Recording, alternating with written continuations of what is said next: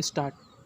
उपसभापति महोदय, अब कौन सी चीज़ है जिस पर भारत की सरकार पर दबाव आ रहा है, और अगर सदन का समर्थन है, देश की जनता का समर्थन विश्वास प्राप्त है, और जब तक मुरारजी भाई के नेतृत्व में देश की बागडोर है, हम और किसी दबाव से झुकने वाले नहीं हैं। यह मैं सदन को विश्वास दिलाना चाहता हूँ। जहाँ शक नहीं है वहाँ शक देखना, जहाँ विचलन नहीं है वहाँ विचलन की कल्पना करना, जहाँ मतैक्य नहीं है वहाँ मतभेद खोजना। क्षमा कीजिएगा, यह अंतर्राष्ट्रीय नीति के लिए बहुत अच्छी चीज़ नहीं है। शक की दवा तो हकीम लुकमान के पास भी नहीं थी, मैं भला कहाँ से लाऊंगा। तो शक संदेह से दूर राष्ट्र के उदात्त हितों के लिए संरक्षण के लिए वैध विदेश नीति हम आदर्श और यथार्थ के मेल के आधार पर चलाना चाहते हैं। पैरा, किसी माननीय सदस्य ने ठीक कहा था कि महात्मा गांधी ने कहा कि हम स्वाधीन हो गए और देश गुलाम है, तो भारत की स्वाधीनता का कोई अर्थ नहीं है।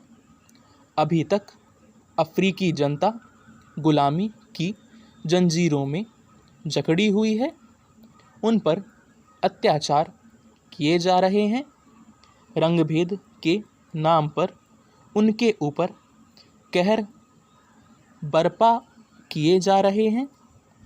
पुरानी सरकार भी उनकी मदद कर रही थी, नैतिक मदद कर रही थी, राजनीतिक मदद कर रही थी, और थोड़ी सी भौतिक मदद भी कर रही थी।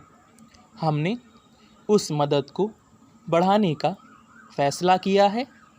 हमें और आगे जाकर गोरों की सत्ता को समाप्त करने के लिए जो भी करना पड़ेगा, हम करने के लिए तैयार हैं। और अगर इससे दुनिया का कोई देश हमसे नाराज़ होता है तो हमें कोई चिंता नहीं है। अब दबाव का सवाल आता है। पैरा, उपसभापति महोदय, एक बात मैं कहना चाहूँगा कि भारत और रूस के घनिष्ठ संबंध हैं। कुछ रूस में भी आशंका थी कि नई सरकार बनी है, पता नहीं कौन सी नीति अपनाएगी। हमने रूस के विदेश मंत्री श्री ग्रोमिको को भारत आने का निमंत्रण दिया, उनसे बात की, प्रधानमंत्री जी से उनकी मुलाकात हुई, मैंने उनसे बात की और वह संतुष्ट लौट गए।